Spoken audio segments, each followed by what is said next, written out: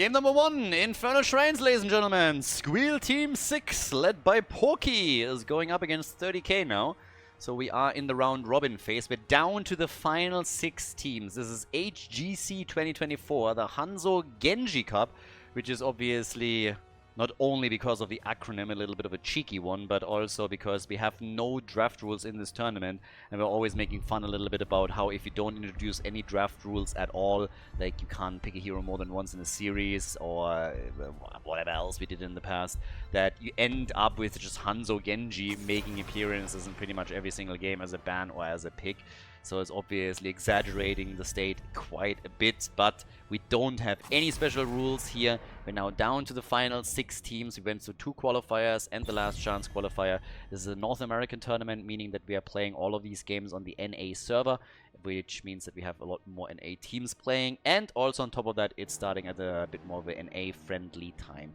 Now, 2 European teams made it into the top 6, HGC EU LUL, which is the team where we have, for example, Dino playing, and then we have the Enjoyers. The Enjoyers already played 1 series against 30k and lost. 30k, probably the favorite to take the tournament. I mean, this all being played out on the NA server means obviously that the teams from North America will play without a ping disadvantage, whereas the Europeans have to play cross-server. Now, that has a bit of an impact.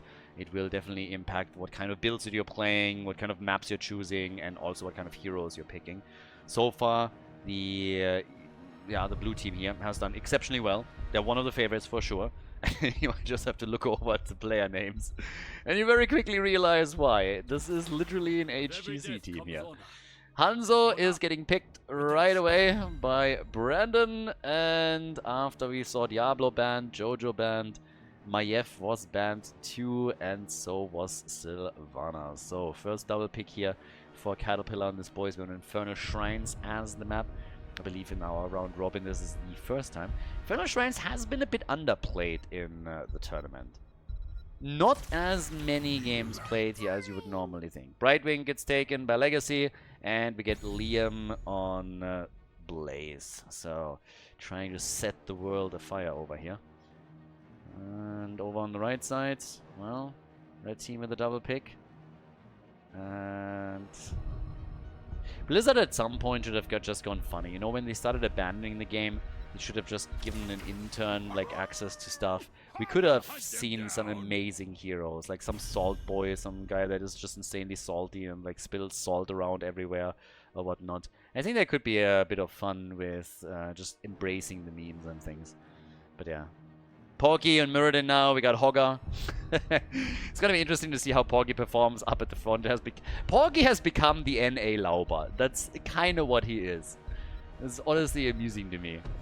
We had so many games in the qualifiers where Porky went just straight into the first team fight and bam, instantly dies. It's kind of amusing. Now we get Zeratul banned out. Lucio has been banned too. Keep in mind that 30k actually highlighted Lucio for themselves several times in the previous match that they played. But in this case, they're prioritizing Brightwing on Infernal Shrines over Lucio. And the blue team still with the double pick. So Caterpillar, what is he gonna take? We're still looking for a frontliner for them. Jojo has been banned for good reason.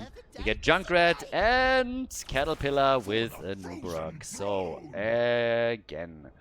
Yeah, a Nubarak, and what are we going to get at the side lane? Well, we have Blaze. Sorry, my bad. Could technically, I guess, go into a triple front line. But I don't really expect it from Cure. Now, to be fair, when Cure plays on the European server and subs in for some of the European teams, what we actually see from him a lot is side lane performance. So him playing a melee. But since he's playing on his home server now, I highly doubt that this is going to be the case. And he might bust out his Zeratul at some point, not necessarily here. White main gets picked, and we get Tychus. In good old NA style, Tychus with Commandeer Odin gets chosen, and that leaves us with Q as the final pick. He's played a lot of Maiev so far in this round-robin phase of the tournament. And now that we're heading into Infernal, our first map of the best of 3, we'll see what Q is gonna do. So, we're gonna get hyper-aggressive with this, or just add a second range damage dealer. Monra could also have gone for a mage, by the way. And here comes Tracer for Cure. So yeah, Cure is getting aggressive. We're going into Infernal Shrines, everybody. 30k is playing against Squeal Team 6. Game number 1, Cure on Tracer for the blue team. We have Caterpillar on Anubarak, Madara on Junkrat, Liam with Blaze, and Legacy on Brightwing. Now, over on the right side of the map, the Squeal team with Porky and Muradin. I still love the name. The Squeal Team 6 led by Porky. I already said it once, but I have to say it again. I personally think every single player on this team should play with a money pick. I think it is a crying shame that they're not doing that. Nintori on white main, we got Naz on Hogger, Chaotic on Tychus, and Brandon is playing Hanzo. So, you see, where are the money picks? Where are the money picks? It is Squeal Team 6 and not a single money pick in the bunch. What is wrong with these people? Seriously, what is wrong here? Like, the lost opportunity is... He pulled a Lauber again! Woo! The NA Lauber. Cure dies too, but yeah, Porky died first. 24 seconds into the game, and he is gone. So, people made fun of me when I said he's the NA Lauber. He is absolutely carrying the mantle here. He absolutely is. At this point, I gotta believe that he does it on purpose, right? So he has probably some secret deal with Lauber. The Lauber's like, dude, somebody has to do it. Somebody needs to, now that I'm not here anymore. So, yeah. Either way, Porky is doing what Porky does, and it's a kill for a kill as Tracer died shortly after. So Cure didn't make it either. It was still an exchange in kills, and now the blue team trying to be a little bit aggressive over here. Trying to see if they can maybe sneak in and get some kills as well. Quite. A couple of little hits potentially coming through here too. Can we get another one? Ah, this time no. Porky looked at the timer, he's like, nope, 1 minute mark is gone, time to stay alive. And stay alive he does, at least for a little bit longer. So, the stage is basically set. We have level 4 already kicking in, but the experience for the two teams is obviously the same. We have 2 NA teams now going up against each other. There's no one that is affected by ping disadvantages. We have, on level 4, Master Assassin now for Tychus. And this is obviously something you take for the increase on the attack speed. The passive, if you can complete the quest, then hey, fantastic. But yeah, if not, then it's all about the passive. That applies to Odin, by the way, so yeah, one of the reasons why you really want to go for it. But off we go. We are now having in the middle Cure still dancing around, yeah, pretty quickly. Caterpillar maybe now making a jump as well, trying to go for Porky again and hitting him hard with the first stun. But no direct follow-up on that yet. Shrine activating at the top. It's going to be our first one in the game. And also the one where the two teams will fight for an early level 7 and the talent that comes with it. Get that early level 7 advantage and see what you can do with it. So the attacks keep coming. Brandon, they want to go for Cure. Ooh, Muradin jumping in too. And now he's all of a sudden trapped, and he's not the only one. Hanzo gets killed. Nice connect here. Liam with a really good move with the jet propulsion on Blaze. Porky, yeah, I guess he gets away. The trade is going to kick in. He's going to be able to jump out. But it doesn't change the fact that it's the second kill for the blue team, and now they have also an easy access towards the top where they can go for the first minions on the shrine. So they are going to take a small lead. Muradin is still around, but Tychus is currently sitting here in the middle. It's obviously about level 7, and there it is.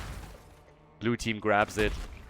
Can now fight with the talent advantage at the top, and Cure is already starting to jump in and applying pressure to white main. So Nintori has to be careful.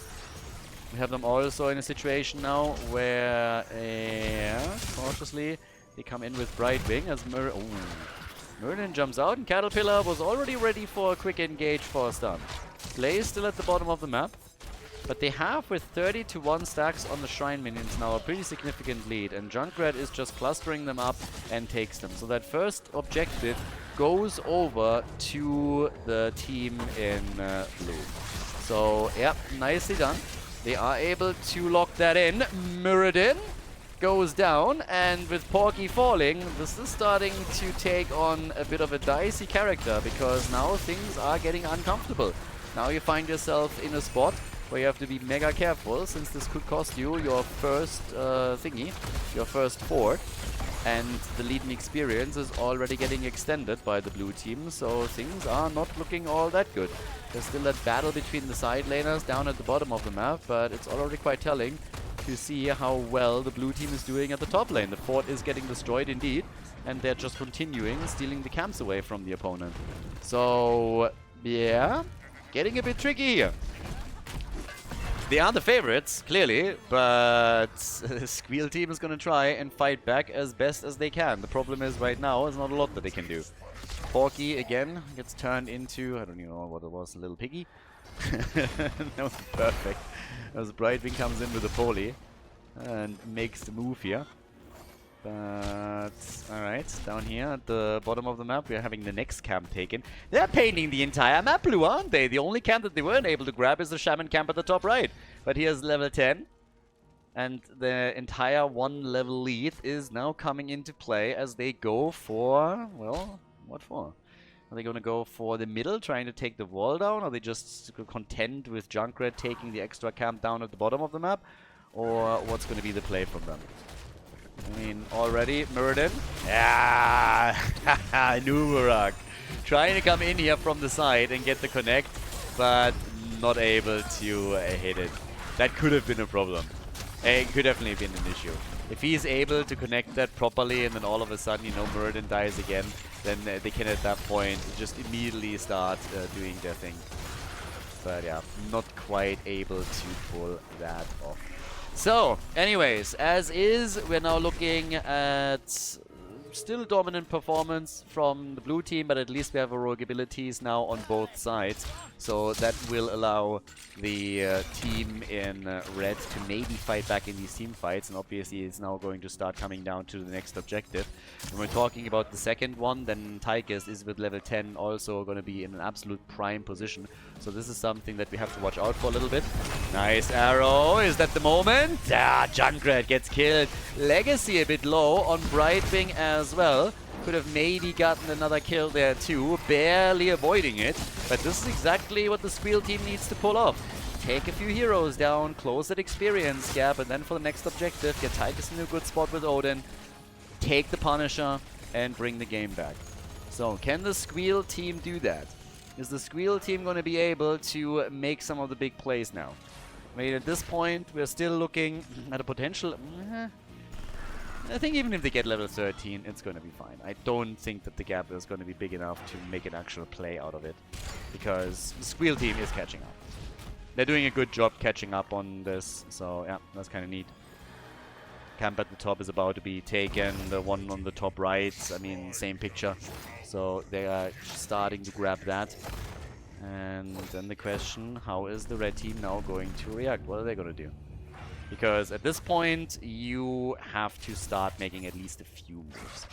And nice job starting to bring this back a little bit as they got that kill, and the experience gap is not that wide any longer. But then at the end of the day, if you can't win the objective here, and if you start losing more of your forts, then obviously slowly and steadily the map is going to be taken by your opponent. And once that control is established, have fun bringing that back.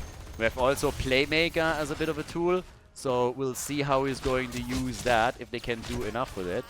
But they will have to step it up a little bit if they want to have a chance here. Shrine minions, the fight is already coming in, but they apparently are aiming to take down Nas at the top, make a move for Hogger.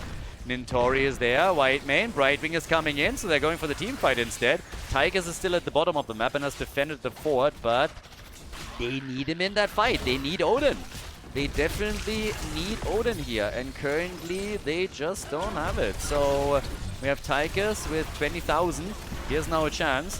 But 35 already. 35 stacks, and he never even popped it. They didn't go for the ult. They just let this slide. The objective is claimed. It was a battle for level 13 talents, of course, amongst other things as well. But this is now the situation that they find themselves in. Little bit of an awkward one, as the second objective gets also claimed by the red team. And now they are in a spot where they can not only take down Tychus, but probably also the fort itself, which means that we have two objectives in favor of 30k, two forts that have fallen as a result, and I believe once they rotate down to the bottom of the map, they're very likely going to be able to take the next fort too. So it is, I mean, yeah, it's a bit rough right now for the Squeal team. Unless they're starting to get a couple of kills here somewhere, they're going to find themselves, well, most likely on the receiving end for the rest of the game. They need to somehow go for a big team fight. Porky at least made it out. That was important, so they're not losing their tank here right at the beginning of the fight. Tracer has been killed, and that was huge. If Tracer eliminated, at least they're forcing 30k back. They're also potentially saving the fort at the bottom of the map, because it's going to be more difficult for the blue team to move in for it and establish a position there. So, yeah. Yeah. Liam is getting out. Liam is like, yeah, it's fine, it's fine. I'm gonna retreat here. I don't think you guys really want me here. They don't need me, so yeah. But he's already back out, so yeah, should we do a little bit more on this? I doubt it, but time will out. Big push at the top now, even with Cocoon. So, yeah, doing their thing here. And in addition to that, obviously, it's the keep that they're really aiming for. Try and take that keep out and see what they can do on that. Just damage it a little bit, at least initially, and then take it from there. There's still some aggression at the bottom of the map as they're trying to chase them here too. So, yeah, the chase is on, and they are still aiming to take that one out. So the last fort is not gone. But the entire team of 30k with a level 16 advantage is now really looking to angle in. To get a good flank going, for example. They're also stealing the camp, and at the same time they're baiting it a little bit. Just saying like, hey, we're here, don't you want to go for Junkrat? But since everybody else was moving at the bottom of the map straight up for that fort, there's no chance that the blue team actually takes the bait here. So they didn't make a move, and neither should they have done anything there. So they're just retreating and waiting for their own level 16 tile. That's essentially what's going on here. Wait for level 16, play around that. There's not really another move that you honestly can make in that situation. So, well, as is, we now have 16 versus 16. So now maybe an opportunity to fight for the next objective. And honestly, this would be the first one where they're really putting up a fight. This is something that I've still been missing from Squeal Team 6. They have just not gone ham on that. Like, we haven't seen Odin in any of these fights. One of the reasons why you pick Tigers in the first place on this map is you want to have access to Odin when you're going for the big objective, and that hasn't happened. Now at the same time, they're blowing up Muradin, so he's already gone. They're trying to also go for Whitemane, and yep, no chance. Whitemane gets absolutely murdered, has no chance there, and that allows them to now aim for the things at the top for the next shaman camp. So, pretty tough spot to be in. Shrine is activating at the top, so that makes matters worse. The objective is the keep. I think this one they're going to lock in very easily.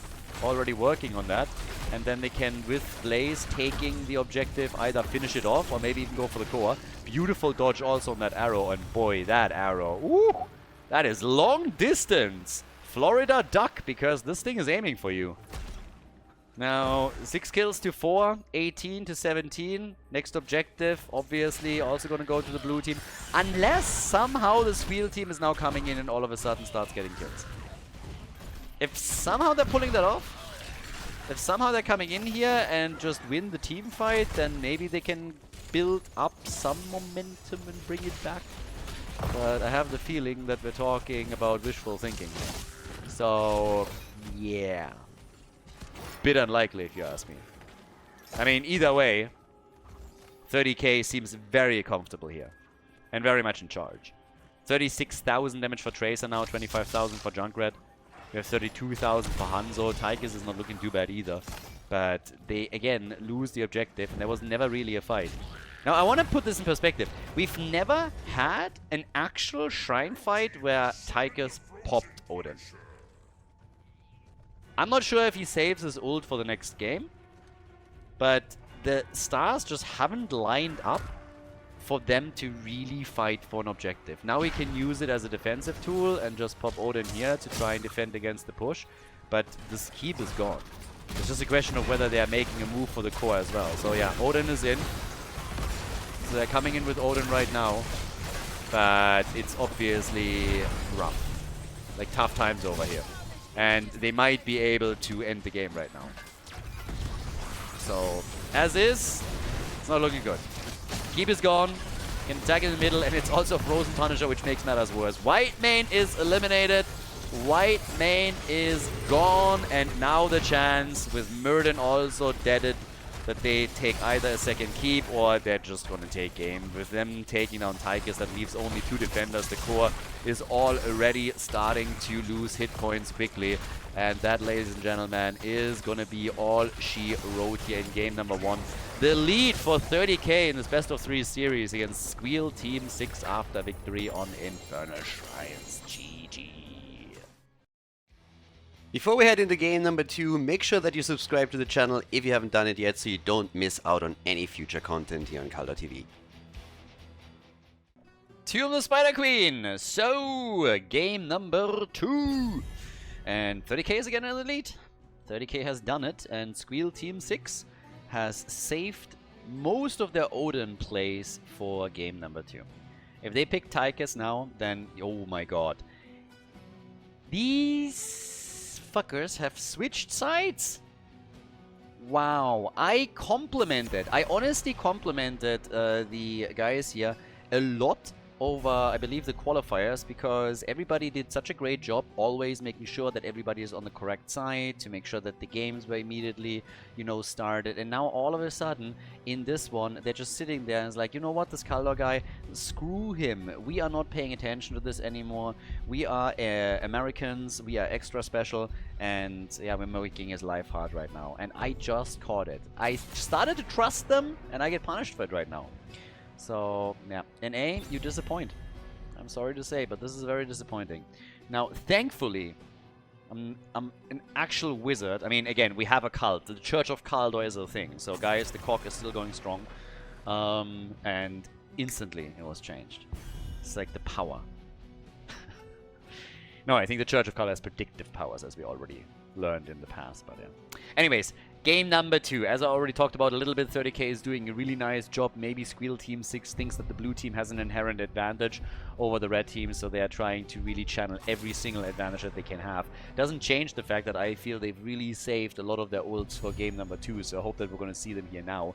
Game number 1 didn't really flow well for them. They never really had a situation in which they could use Odin during a shrine fight the way that they normally would like to play, that everybody would like to play it, and I guess this is also to the credit of 30k to shut that down and just play around them really nicely. So, yeah. Lucio for Legacy as a first pick. We've seen this in the first series that they played in the round robin, so that's already good for them to go. Yeah, and then for the blue team, our double pick, so what's it gonna be? What does Squeal Team 6 now play in order to turn it around? I also would highly suggest that I mean, by the way, Jojo is still up, so Jojo would be a good pick here. But they go Diablo. Porky likes to play Diablo, so he goes for Dibbles. I think Johanna is going to be picked up by Caterpillar right now. I would be a bit shocked if that wasn't the case. Anyways. Dibbles I like. I was a little bit surprised that he went for Haymaker in game number 1 against them. So, yeah.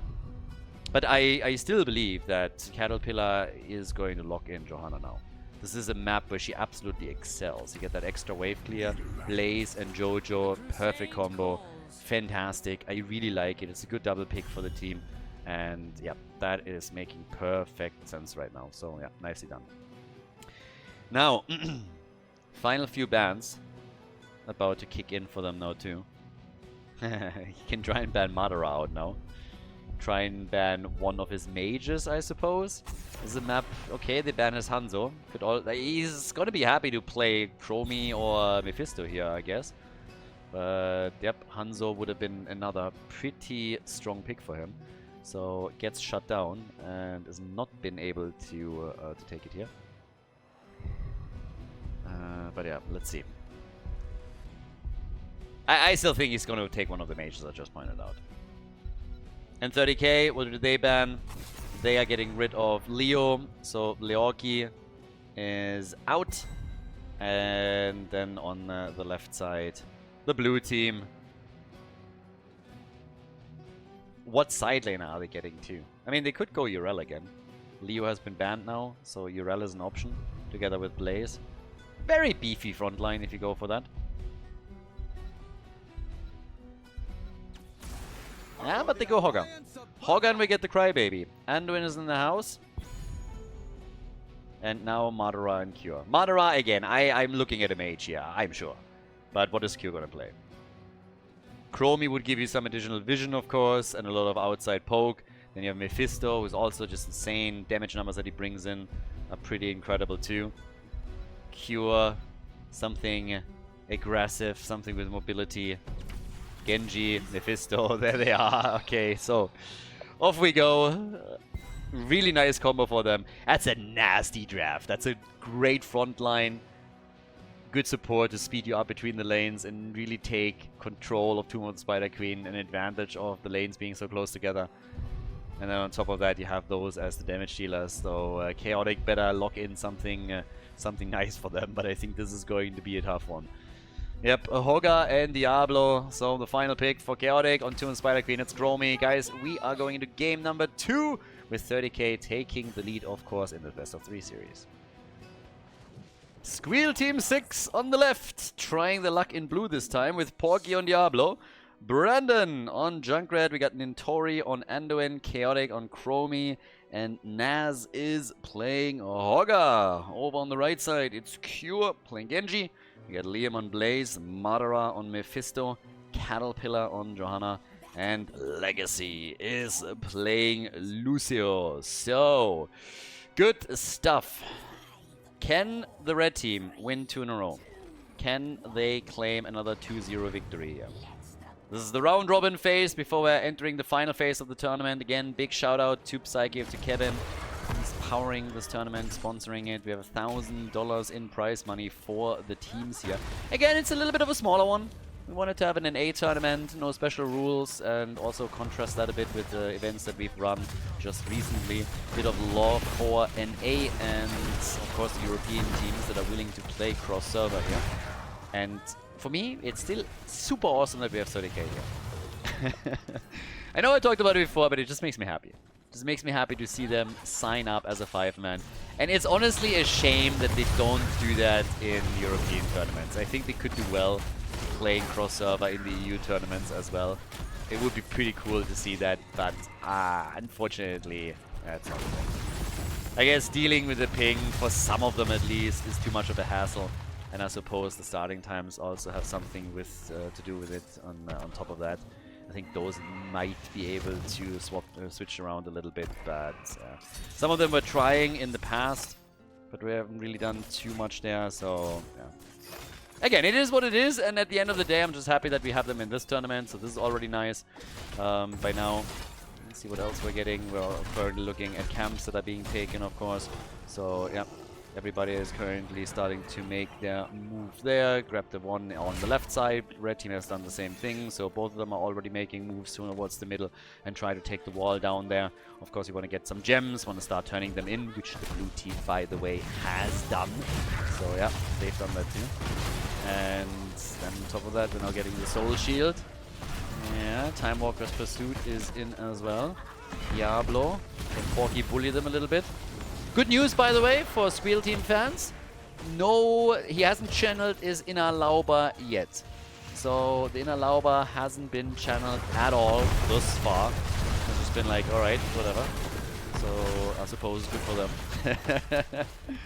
Yeah, not having a problem there. Nobody died yet. We're already 2 minutes into the game, so it's definitely very different than what we've seen previously. So an attack here coming again. Diablo pushed out. Porky. And is that the first kill?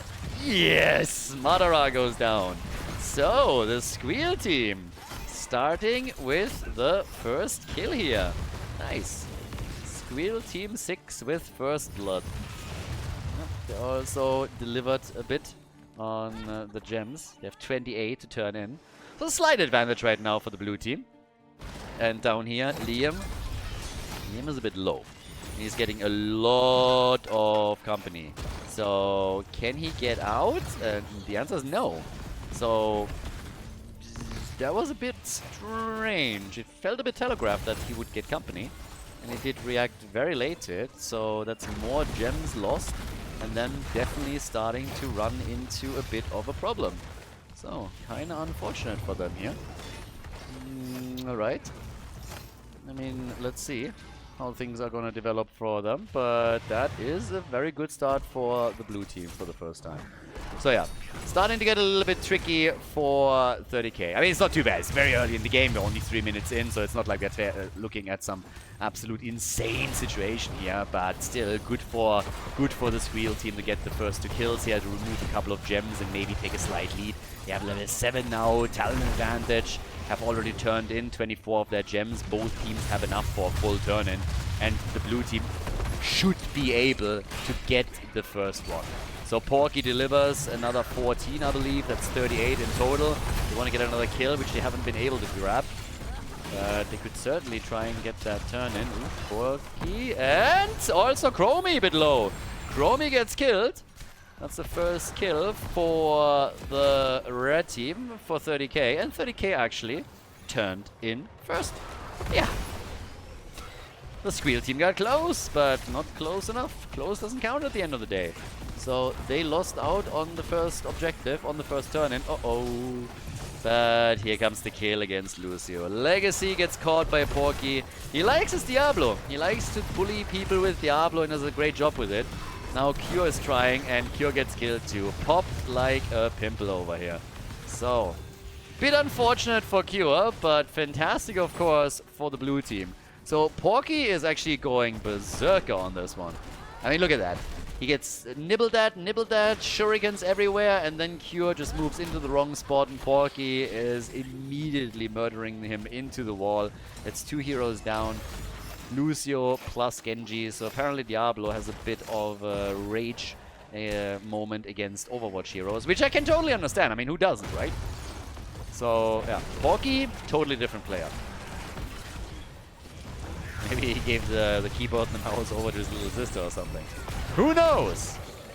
And they're killing Madara too, damn. That draft that we have for the red team is actually pretty damn good, but whew, they're getting crushed. They're getting absolutely crushed. That first objective has done very little. Now we have level 10 in the hands of the Squeal team, and they should be able to get the turn-in with it. So, bit of a surprise, honestly, if you ask me. That was a really, really nice move by the blue team.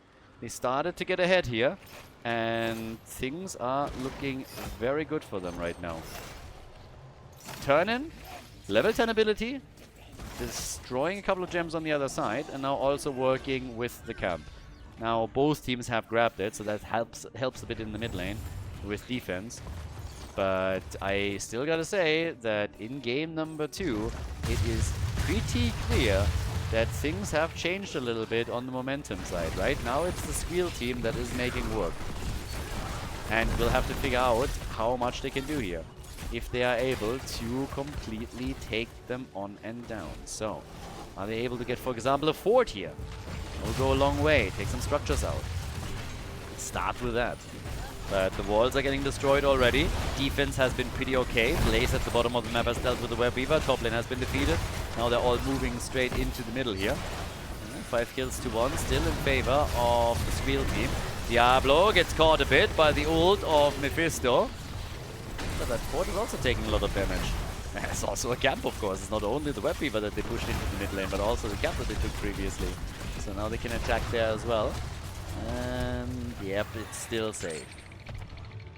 A bit clutch though, but they were able to save it. So, yep, Naz is ready. They got still 64 gems. They have another turn-in if they deliver.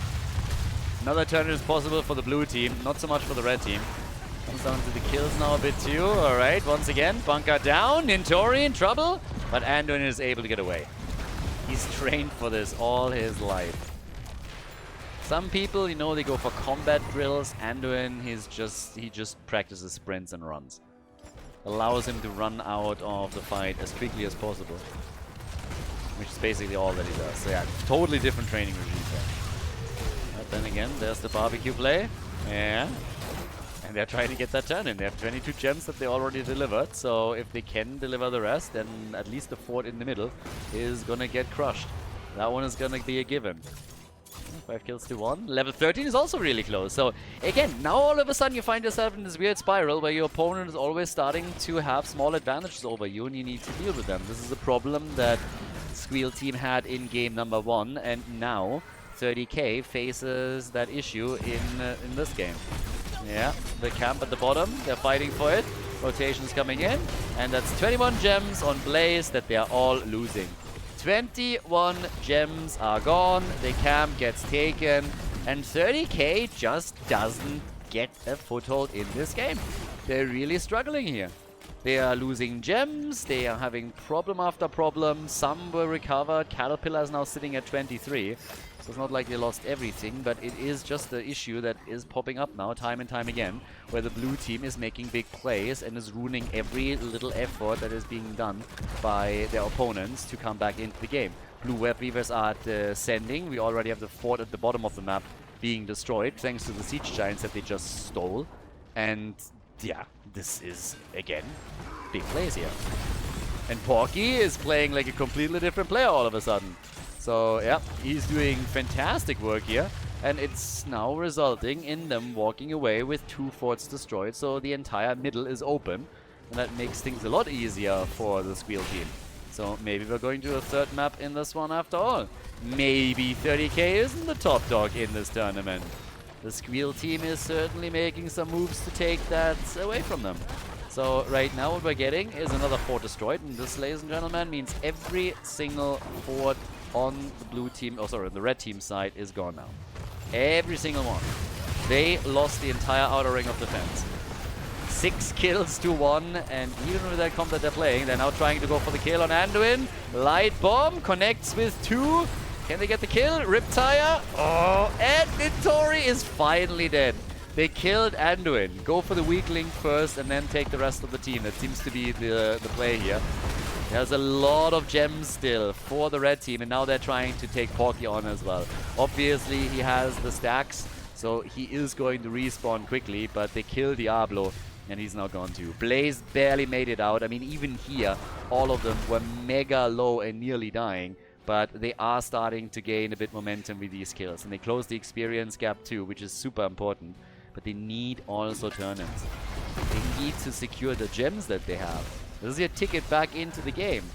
If you don't do that, then you are going to be in trouble.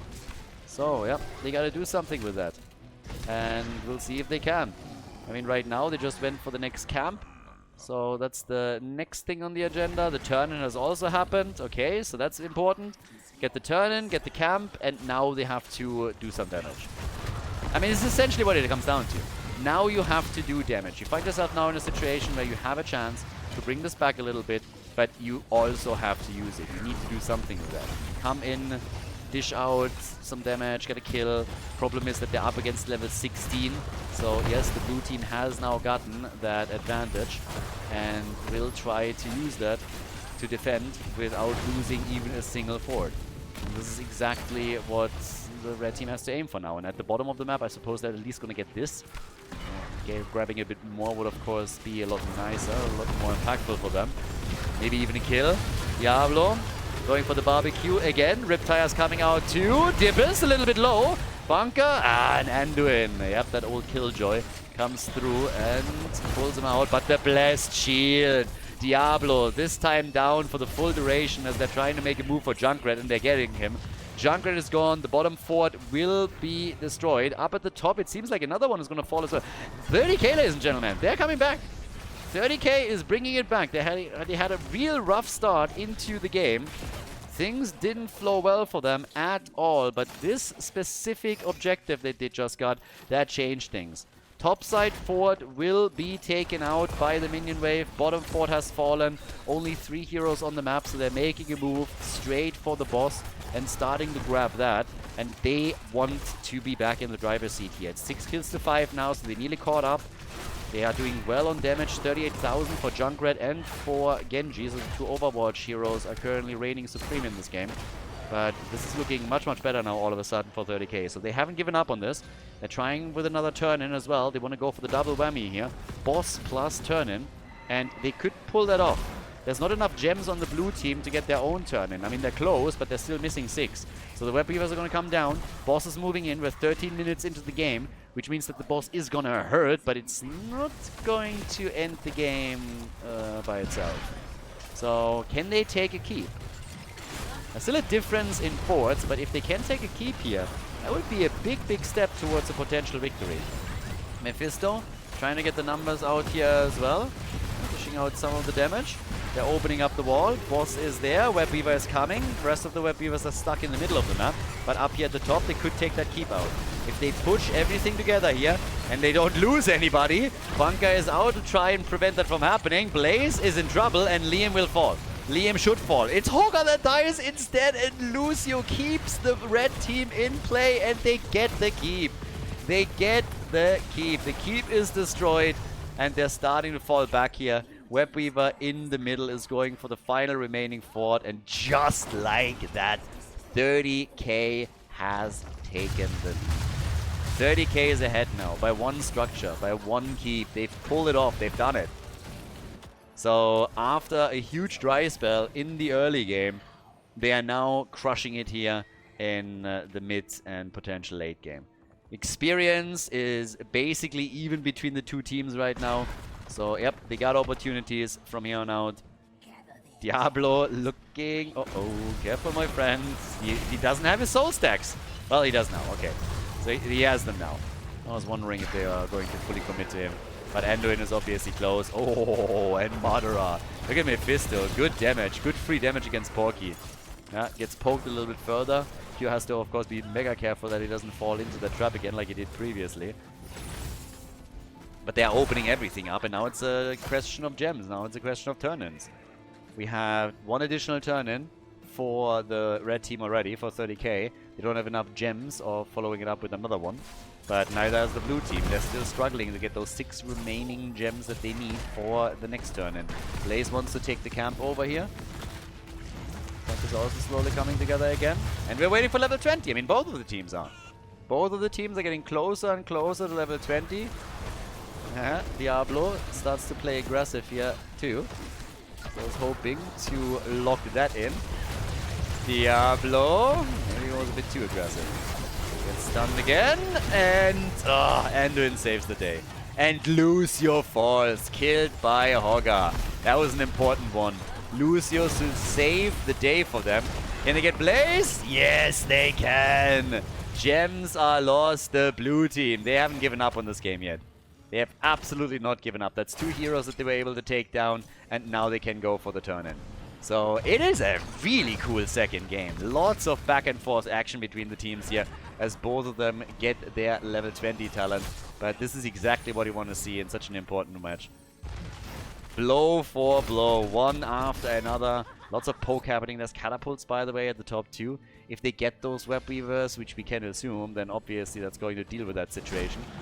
Cure is trying to poke and is able to get out. Has to be very careful here. You don't want to stagger deaths. They are trying to get one. That's a bit ballsy considering they're playing a 3 versus 5 right now. Hoga is at the top. They know that, so they only have to deal with 4. But damn, that they're fighting this in the first place is a bit ridiculous. And Mephisto dies. They get at least Junkrat, so the counter kill saves the play. Because if they don't get Junkrat here, and only Mephisto falls, then this is a stagger death and an utter disaster. But the way that this played out, they denied the turn-in. So there's no turn-in, and it was a kill for a kill. Some of the damage dealers are gone, so... Whew. Pretty ballsy move, honestly. Taking quite the risk here, but it paid off for them. They denied the turn-in for now. It's a 4 versus 4. We have a level 20 talents on both sides now, and still the play for the next turn-in. Red team, again, 33 gems in their hands. Not a single one of them turned in yet. You can still see what's to be done over here. Maybe. Yeah, I mean, it's gonna get close. It's gonna be really close here. Next turn-in, if the red team gets one, could essentially end the game. I mean, we're now 17-18 minutes in. So first of all, catapults are starting to really hurt a little bit. And then second of all, it's gonna come down to who wins the next team fight. You get a big chunk of momentum here. Nice turn-in, by the way. Good turn mentality now from 30k as well. So they're just delivering whatever they have in regards to gems, and that helps them here. Lucio helping out Genji for just a moment. Needed healing. Well, next play already being made as they're looking for the turn-in. 26 gems have turned in against 57. Now the blue team has more than enough to get themselves another turn-in, another set of web weavers. And again, if they can take a couple of keeps out themselves, that would be the big one. So, it's all about poke and vision. You have a lot of poke with Junkrat, you have vision with Chromie. These are a lot of the things that they're playing for right now. Diablo the entire time just angling for the next attack, looking for the next potential stun and victim, but now they go for Brandon and he's dead. Junkrat is down, Blessed Shield is out, they're hoping for a follow-up kill, can't quite get it. Anduin, ever since he got his level 16 talent, turned into the pull-out king, obviously. And it's just ruining one play after another. Total killjoy over here. But now in a 5 versus 4, even in vision of the opponent, they're just going towards the top and go for boss. And this seems like we're going to get the traditional trade on Tomb of the Spider Queen, where one team turns in with Web Weavers and the other team claims the boss, and both just decide whether they want to defend or not. So yeah, it's going to be an exchange here. Well, unless they hope to end the game here. But damn, they're actually fighting. 5 versus 4 and they're fighting. I don't think that's a great idea. I think this is a horrible choice. Diablo is down. He's going to be respawning soon, but they're losing Hogger too, and now they're going to make a play for core. If not for that, I think we would have most likely looked at a boss defense and a Web Weaver defense. But now that 2 heroes are still dead, well, Hogger is still going to be dead. Junkrat is coming back. We are looking at a 20-minute boss, and I think this is going to be the play for game. They're going to try and end it right here, make this a 2-0 victory. Genji is now slowly coming back to join up with the team too. He's already taken down at least a little bit, but Liam is trying to get into position. Hogger still missing. Web Weavers are of course doing damage, so they have committed now. They need to do something here, but that boss is already mega low. So they might not be able to end. Well, no, they're taking it down pretty quickly. This is looking good. 2-0 victory as it seems for 30k. They're getting the 2-0, and that is another best of 3 win for 30k. Nicely done, GG. Well played as the red team takes the victory.